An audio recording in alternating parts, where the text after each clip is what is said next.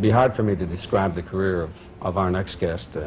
I guess you could say, as they say in our business, she has paid her dues. Yes, true. Real true. Allowing the show if she was. Indeed. Yeah. But her life has been equally as dramatic. I mean, it was the subject of the movie I'll Cry Tomorrow, based on her autobiography. And currently, she's one of the stars of the Broadway musical 70 Girls 70. Ladies and gentlemen, Miss Lillian Roth. Beautiful.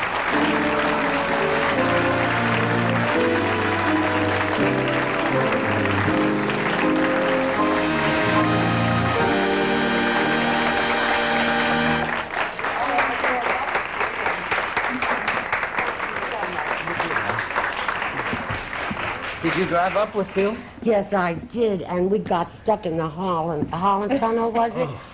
And we were stuck there for a while, and he says, I'll tell you what I got you here to talk about. My goodness. Somebody said you had a little reunion last night with some people that Yes, everyone knows about. it was so pleasant. I was telling Bill on the way up. Ruby Keeler and I were in the 6th grade together in professional children's school. And Patsy Kelly was in the 8th grade. She said she never got out of it. She said that herself, I didn't. And Alice Fay was there. She wasn't at our school, but she was on our block when we were kids.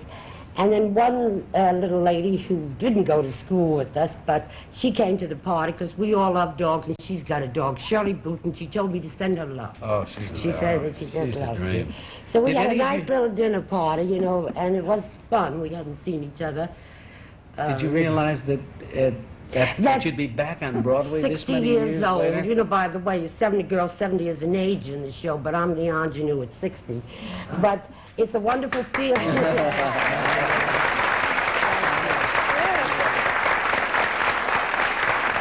From 6 to 60, we all started in that school when we were about 7, 8 years old.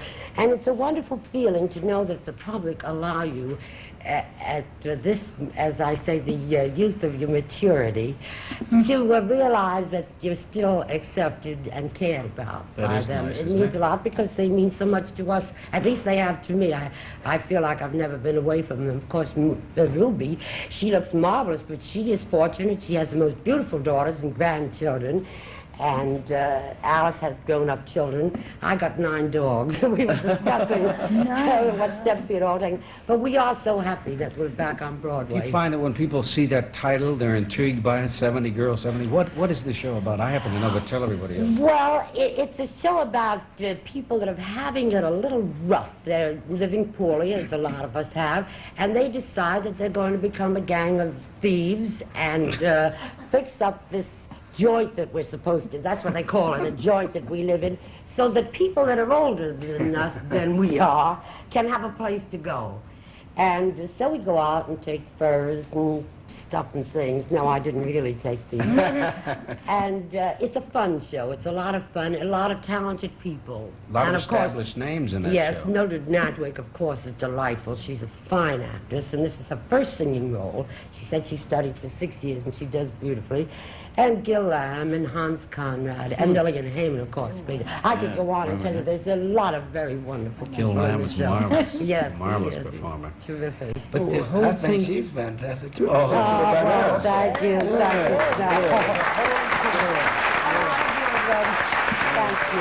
You know, I've been coming to your fair city, you know, since I'm about 7. I think the first show I did in Philadelphia was a show called Savings at the tender age of 8. So, and I just was here recently, you know, a few months ago with 70 Girls 70. We broke in here. You think if you had to do all over again, you'd have started at such a tender age? We were discussing children on the way up, too. I don't You know. miss Do you all have those anything? wonderful years, don't you? Well, I don't know. I think if a youngster has a talent and it's suppressed, it isn't too good for them either. Of course, what you haven't got, you really don't miss. And we had our dolls and toys, and you do look through. I think I told about it in the book. You go by in a train, you're always traveling, and you have a little envy when you're a kid of the little houses that you see on the way, where kids are playing in the backyard, or the living room is all lit up, and Papa and Mama. Of course, that's what you do miss, but I think if there's a talent in you and it's suppressed, it isn't good for the child either. They call them precocious then, That's you right. know. We're going to be back right after station identification with everyone. Be right back.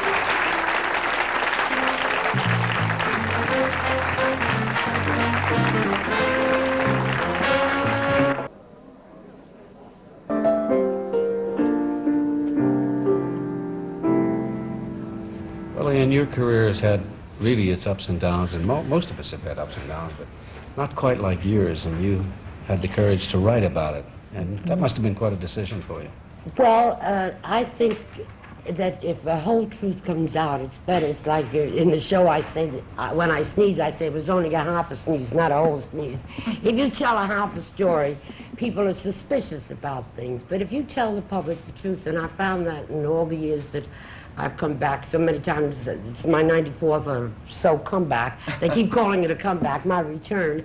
If they know the whole truth, then you're honest and they know it, you're accepted back readily. And if there's subterfuge, it doesn't work. You're the first celebrity that I can recall talking about your problem with alcoholism, and that must have paved the way for a lot of others. Well, it was so obvious that I had one. It was much better to say that I had done something about it. And then not that I started out to be any martyr, but in that way it helped other people. You did, I think, pave the way. A lot of others followed suit after that. And many times I talk to the, well, yes, that's Yes. so, yes. I often say, though, with all the ups and downs, I feel like a little yo-yo, and I say, the good Lord, but now what did I do so bad this time that I'm going through such a session again, you know? It's like Elsie Dinsmore's story. When I was a little girl, I used to read Elsie Dinsmore because the saddest things happened to her. So every time someone says, when is your third book coming out? I say, when there isn't going to be a tear in it, when I can look back and be able to say it with humor. And I think it's coming, the fact that I've been able to come back again in this very nice show.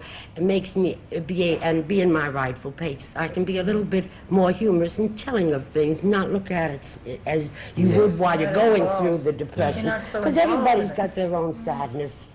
And the job of we in the profession, I think, is to lift them. That's right. You know, That's right. if they come here for a release and to forget, not to be reminded of unhappy You've never things. regretted talking about it, have you? No, I think that you just have your place in life and a job to do, and that's what I had to do. It happened that way, and I suppose I do it all over the same messy way. People love you.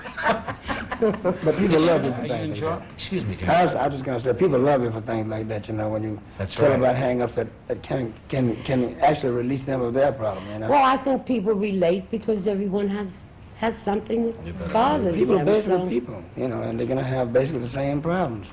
And any time a person with a problem come up and say, well, this is where it's at, that kind of makes the other person say, well, I can tell mine and get it over with, you know. Mm-hmm. Well, honey, when they hear you sing and watch you move, all problems are gone.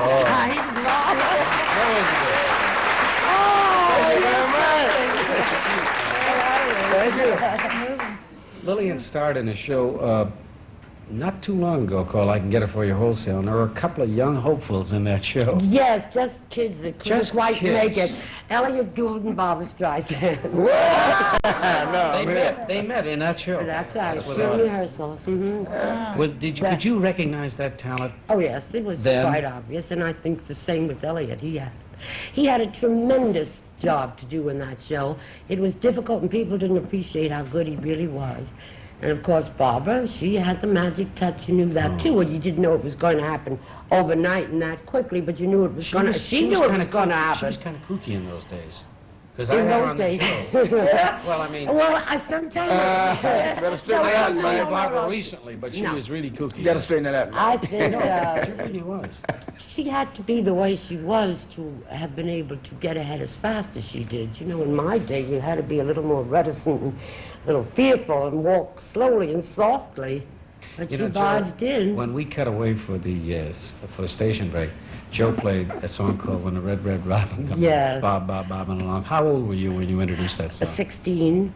In fact, sometime Introduce that song. I should have brought it with me. I do an impression of Susan Hayward doing an impression of me singing. You had no idea it would become a classic like Yeah. it was.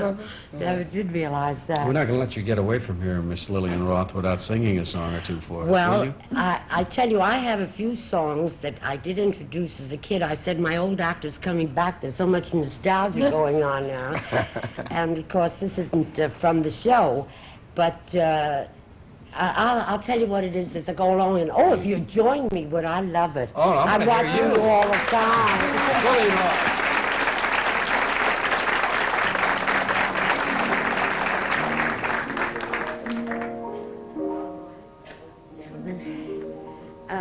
This particular song, Bobby Cole got these numbers together for me. The first one I introduced at the tender age of Sweet 16.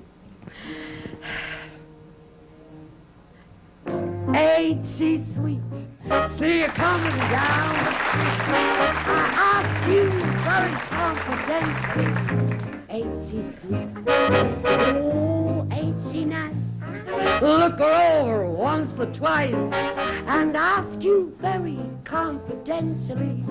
Ain't she nice? Cast an eye in her direction. Only your mind. Ain't that perfection? Oh, I repeat, don't think she's kind of neat? And ask you very confidentially, ain't Mike sweet? Ain't he sweet? Ain't he sweet? I also think that Billy Shatner is kind of sweet, too. Mr. Brown and the lovely lady. And you might recall this one. I'm in love with you, honey. Say you love me too, honey. No one else will do, honey.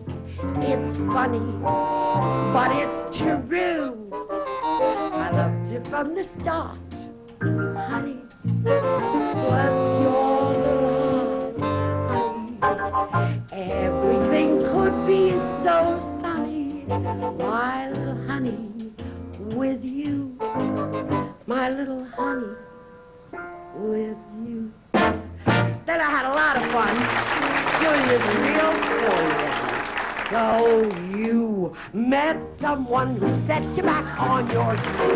Goody, goody. Met someone who don't know how it feels. Goody, goody. You gave her your heart too, just like I gave mine to you. And she broke it in little pieces. Now, how do you do? And you lie awake just singing the blues all night. Goody, goody, you think that love's a barrel of dynamite. Hooray and hallelujah, you had it coming to you.